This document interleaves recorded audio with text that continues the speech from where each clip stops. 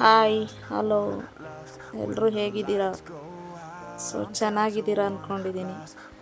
ಇವತ್ತು ಬೀಟ್ರೋಟ್ ಪಲ್ಯ ಮಾಡೋಣ ಅಂತ ಮಾಡ್ತಾಯಿದ್ದೀನಿ. ಇವತ್ತಿನ ರೆಸಿಪಿ ಬೀಟ್ರೋಟ್ ಪಲ್ಯ. 1 kg ಬೀಟ್ರೋಟ್ ತೊಗೊಂಡಿದ್ದೀನಿ ಫ್ರೆಂಡ್ಸ್. ಆಮೇಲೆ 4 ಈರುಳ್ಳಿ, ಸ್ವಲ್ಪ ದಪ್ಪದು ಈರುಳ್ಳಿ ಜಾಸ್ತಿ ಹಾಕಿದ್ರೆ ಚೆನ್ನಾಗಿರುತ್ತೆ.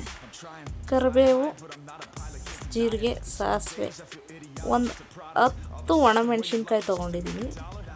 ಸೊ 1 ಬಟ್ಲು ತೆಂಗಿನ ತುರಿ. ಫಸ್ಟು ಎಣ್ಣೆ ಬಿಟ್ಕೋಬೇಕು.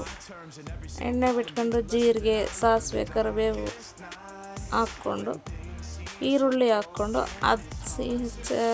ಅದ್ರ ಹಿಂದೆಯೇ ಬೀಟ್ರೋಟ್ ಹಾಕ್ಕೊಂಡು ಸ್ವಲ್ಪ ಹೊತ್ತು ಫ್ರೈ ಮಾಡಿ ಇದು ಲಿಡ್ ಕ್ಲೋಸ್ ಮಾಡಿ ಲೋ ಫ್ಲೇಮಲ್ಲಿ ಉರಿನ ಇಡಬೇಕು. ಸೊ ಇಟ್ಟು ಒಂದು 10 to 15 ಮಿನಿಟ್ಸ್ ಅದನ್ನು ಬೇಯಿಸಬೇಕು. ಸೊ ಬೇಯಿಸಿ ಆದಮೇಲೆ ಸ್ವಲ್ಪ ಉಪ್ಪು ಹಾಕಿ ಮತ್ತೆ ಒಂದು 5 ಮಿನಿಟ್ಸ್ ಬೇಯಿಸಬೇಕು. ಸೊ ಆಮೇಲೆ ಸ್ವಲ್ಪ ಧನಿಯಾ ಪುಡಿ, 1 ಬೌಲ್ ತೆಂಗಿನ ತುರಿ ಹಾಕಿ ಅದನ್ನು ಮಿಕ್ಸ್ ಮಾಡಿ ಇನ್ನೊಂದು 5 ಮಿನಿಟ್ಸ್ ಇಟ್ಟರೆ ಸೊ ಚಪಾತಿಗೆ ಬೀಟ್ರೋಟ್ ಪಲ್ಯ ರೆಡಿ. ತುಂಬ ಚೆನ್ನಾಗಿರುತ್ತೆ. ಈ ಥರ ಮಾಡಿ ನೋಡಿ, ತುಂಬ ಸಿಂಪಲ್ಲಾಗಿರುತ್ತೆ. ಮಕ್ಕಳು ಖುಷಿಯಿಂದ ತಿಂತಾರೆ. Thank you for watching.